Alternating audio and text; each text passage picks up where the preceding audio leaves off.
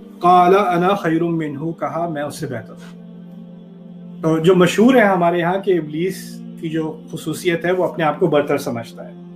لیکن برتر سمجھنے سے پہلے کچھ ڈیزیزز ہم نے پہلے ہی بتا دی نا، جن کو بھی سمجھنا ضروری ہے۔ تو یہ اب ظاہر ہو رہی ہے اس کی ڈیزیز، وہ کیا ہے؟ میں بہتر ہوں،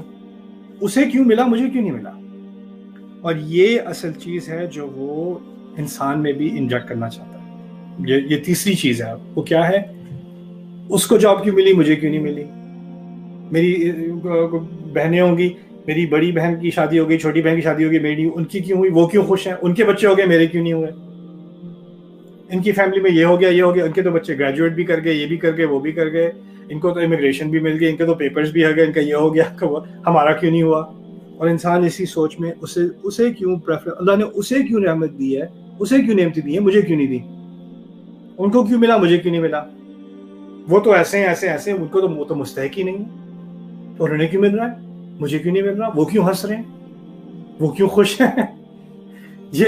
جو چیز اس کے اندر ملی ہے اس پہ شاکر نہیں ہوتا نہ، اس کو جلن ہی ہوتی ہے، یہ نہیں کہ مجھے کیا ملا، اس کو تکلیف ہی ہوتی ہے ابلیس کو کہ آدم کو کیوں مل رہا ہے۔ عجیب بات یہ ہے کہ اللہ تعالیٰ نے ابلیس سے کچھ چھینا ہی نہیں، اس کو تو اونچا مقام دیا ہوا تھا، یہاں تک کہ فرشتوں سے بات ہو رہی ہے اور جن کو بھی انکلوڈ کر دیا، اس کو ہائی کلاسیفائڈ کمپنی میں ڈال دیا۔ تو اس کا مقصد یہ ہے کہ اس کا جو رزق تھا، اس کو جو ملنا تھا وہ تو ملنا ہی تھا، لیکن اس نے اپنے رزق پہ فوکس کرنے کے بجائے اس کو تکلیف یہ ہو رہی ہے کسی اور کو کیوں مل رہا ہے۔ اور یہ اصل مرض ہے ابلیس کا، اور یہ جاتا ہے انسان میں یہ آ جائے تاکہ اس کو جو ملے، اور اس کے پاس جو، دیکھیں لوگ کہتے ہیں میرے پاس اپرچونٹی نہیں ہے، میرے پاس موقع نہیں ہے، میرے پاس سہولتیں نہیں ہیں، میرے پاس وہ نعمتیں نہیں ہیں جو کسی اور کو دی گئی ہیں۔ بالکل ٹھیک ہے، آپ کو وہ ہائٹ نہیں دی گئی جو کسی اور کو دی گئی، آپ کو وہ رنگت نہیں دی گئی جو کسی اور کو دی گئی، آپ کو وہ ایجوکیشن نہیں دی گئی، وہ فائنینسز نہیں دی گئے، وہ ویلتھی فیملی نہیں دی گئی، آپ کو وہ بیک گراؤنڈ نہیں دیا گیا، آپ کو آپ کی پیدائش اس ماحول میں ہوئی، اس سوسائٹی میں ہوئی، آپ کو کافی ساری چیزیں آپ کو بلاک کر لی ہیں، ٹھیک ہے، ماننے کی بات ہے کہ ہر انسان کو ایکول لائف نہیں دی گئی، ٹھیک ہے، لیکن جو کچھ دیا گیا ہے نا، جو اتنا سا بھی دیا گیا ہے، اللہ تعالیٰ نے وہ جو دیا ہے نا، اس موقع کو آپ ایک دانے سے ایک پورا کھیت بنا سکتے ہیں۔ اللہ تعالیٰ نے آپ کو موقع دیے ہیں جو جتنا بھی چھوٹا ہو اس سے بڑی چیز اکمپلش ہو سکتی ہے۔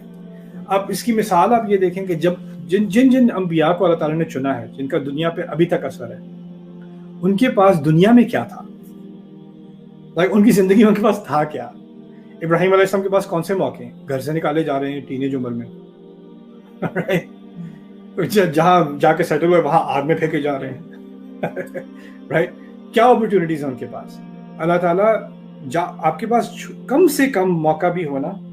اس کو اگر آپ پوری طرح یوز کریں گے تو آپ کو نہیں معلوم کہ کون سے برکتوں کے دروازے کھلنے والے ہیں، لیکن انسان کیا کرتا ہے، وہ کمپیریزن میں اپنی زندگی گزار لیتا ہے۔ اپنے بارے میں تو سوچنا ہی نہیں ہے، اپنے بارے میں سوچنا ہے تو کسی اور کے مقابلے میں سوچنا ہے ہمیشہ ہمیشہ۔ یہ ابلیس کی ایک لعنت ہے جو اس نے انسان کے اندر ڈالنے کی کوشش کی ہے۔ پھر جب کسی کی بہتری ہوگی اس کو برا لگے گا، وہ چاہتا ہے ہمیں برا لگے کسی کے ساتھ کوئی اچھا ہو رہا ہے۔ ہمارے کلچرز میں کیا ہو گیا ہے کہ اگر کوئی کامیاب ہونے لگے، فیملی میں، محلے میں، ملک میں، کوئی کسی بھی کامیابی پہ پہنچے، گریجویٹ ہو جائے، کسی کی پروموشن ہو جائے، کسی کے کوئی کامیابی آ جائے تو فوراً تنقید شروع، برائیاں برائیاں برائیاں برائیاں، اور جیسے ہی وہ گرے گا، ناکام ہوگا، تو اس کی اچھائی خیر ٹھیک ہے، اب وہ ہم برابر ہو گئے۔ دیکھیں ماما، یہ ہوتا ہے نا لائف میں کہ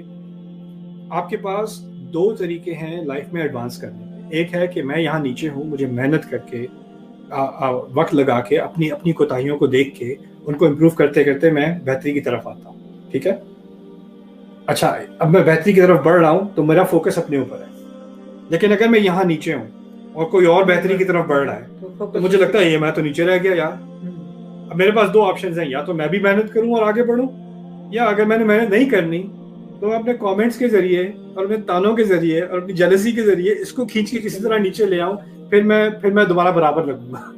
پھر مجھے کمتری کا احساس نہیں ہوگا، رائٹ؟ تو یہی انسان کی ایک فلسفہ بن جاتا ہے ابلیس کی طرح، کسی طرح اس کو نیچے کھینچ دو، اور مجھے کچھ کرنے کی ضرورت نہیں ہے اپنے آپ کو امپروو کرنے میں، اس کو اپنے اندر کوئی کوتاہی نظر ہی نہیں آتی. میرے دل میں خیال تھا, میں نے کہا نہیں پہلے, نہیں یہ نہیں کہا, اور پھر بھڑک اٹھا نا, تو اللہ پہ پہلے سے الزام لگا دیا مجھے تو آگ سے بنایا ہے. اس میں کچھ علماء نے اشارہ یہ بھی نکالا ہے کہ آگ سے بنا ہوا, اس کا مطلب غصہ تو ہے میرے اندر, میں کہوں گا آپ ہی نے تو ڈالا ہے غصہ, میں نے تھوڑی کیا ہے. یہ کیا مٹی کی چیز بنا کے میرے سامنے رکھ دی, خلقتہ من طین. تو یہ چیزیں ابلیس کے بارے میں سمجھنے کی ضرورت ہے. کیوں؟ کیونکہ یہ تمام خصوصیات ابلیس کی وہ چاہتا ہے کہ ہمارے اندر آ جائیں, کہ ہم جسٹیفائی کریں اپنے آپ کو.